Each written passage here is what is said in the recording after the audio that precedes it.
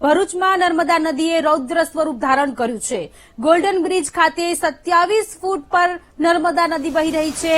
અંકલેશ્વરના 14 ગામડાને સતર્ક રહેવા માટેની સૂચના આપવામાં આવી છે। નીચાણવાળા વિસ્તારમાં રહેતા લોકોને સુરક્ષિત સ્થળે ખસી જવાની અપીલ કરાઈ।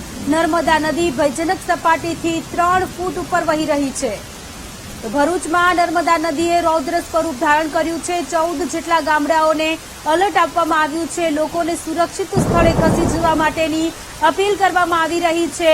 નર્મદા મૈયાનું અત્યારે રૌદ્ર સ્વરૂપ જોવા મળી રહ્યું છે। ભરૂચના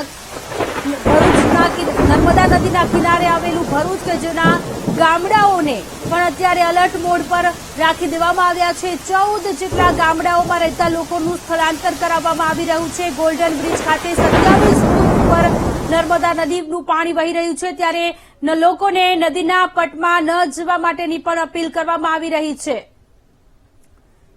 તો નર્મદા નદીએ રૌદ્ર સ્વરૂપ ધારણ કર્યું છે। ગોલ્ડન બ્રિજ ખાતે 27 ફૂટ પર નર્મદા નદી વહી રહી છે। લોકોને એલર્ટ રાખવામાં આવ્યા। સંવાદદાતા યોગેશ આપણી સાથે જોડાયેલા છે। યોગેશ, લોકોને સતર્ક રહેવા માટેની સૂચનાઓ આપવામાં આવી છે। કયા કયા ગામડાઓ અત્યારે એલર્ટ મોડ પર છે? જી ચોક્કસ, જે પ્રમાણે સરદાર સરોવર ડેમમાંથી જે પાણી છોડવામાં આવ્યું હતું નર્મદા નદીમાં, તેને લઈને ભરૂચના ગોલ્ડન બ્રિજ ખાતે હાલ અત્યારે 27 ફૂટે વહી રહી છે। તેને લઈને અંકલેશ્વર તાલુકાના જે 14 ગામો છે તે પૈકી 4 ગામોને અત્યારે એલર્ટ મોડ ઉપર રાખવામાં આવ્યા છે અને 4 ગામોના જે લોકો છે તેઓને સ્થળાંતર કરવાની હાથ તજવીજ કરવામાં આવી છે। જેમાં ખાસ કરીને જો વાત કરવામાં આવે તો સફરુદ્દીન ગામ છે, જૂના ખાલપિયા, પછી જૂના બોરબાઠાપેટ અને જૂના કાંતિયા ગામના જે રહેવાસીઓ છે તેઓને મામલતદાર અને ડીડીઓ દ્વારા સૂચનાઓ આપવામાં આવી છે કે વહેલામાં વહેલી તકે પોતાનો ઘરનો સામાન લઈને સહી સલામત સ્થળે ખસી જાય તેવી જાણકારી આપવામાં આવી છે।